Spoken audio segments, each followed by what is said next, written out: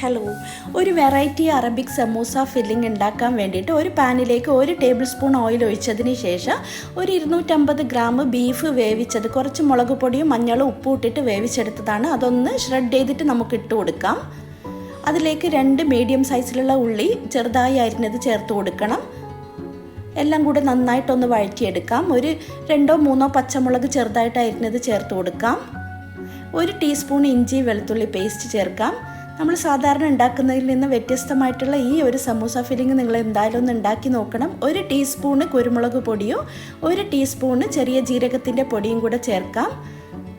നമ്മൾ കൂടുതൽ നേരം വഴറ്റിയെടുക്കുകയൊന്നും വേണ്ട, പെട്ടെന്ന് തന്നെ നമുക്കിത് തയ്യാറാക്കി എടുക്കാൻ പറ്റും. കുറച്ചധികം മല്ലിയിലയും 2 മുട്ട, പുഴുങ്ങിയ മുട്ട ചെറുതായി അരിഞ്ഞതും കൂടെ ചേർത്ത് കൊടുക്കാം. ആവശ്യത്തിനുള്ള ഉപ്പും കൂടെ ചേർത്ത് നമ്മുടെ ഫില്ലിംഗ് റെഡി ആയിട്ടുണ്ട്. ഇതിലേക്ക് നമ്മൾ 2 പീസ് സ്ലൈസ് ചീസ് ചേർത്ത് കൊടുക്കുന്നുണ്ട്. അല്ലെങ്കിൽ ക്രീം ചീസ് ഉണ്ടെങ്കിൽ ക്രീം ചീസ് ചേർത്താലും മതിയാകും. അപ്പോൾ നമ്മുടെ സമൂസ ഫില്ലിംഗ് റെഡി ആയിട്ടുണ്ട്.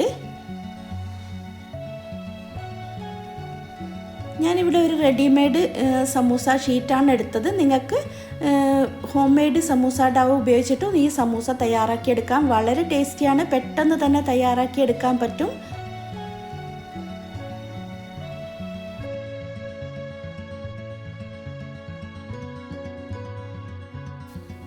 അപ്പോൾ എല്ലാ സമൂസയും നമ്മൾ ഇതുപോലെ ആക്കി വെച്ചിട്ടുണ്ട്. ഇനി ഇതൊന്ന് ഡീപ്പ് ഫ്രൈ ചെയ്തെടുക്കാം.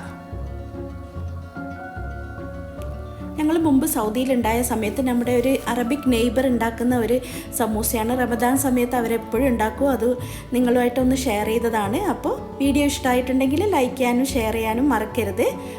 ഇതുപോലുള്ള ഈസി റെസിപ്പീസിന് വേണ്ടിയിട്ട് നമ്മുടെ യൂട്യൂബ് ചാനൽ സബ്സ്ക്രൈബ് ചെയ്യാനും മറക്കരുത്. താങ്ക്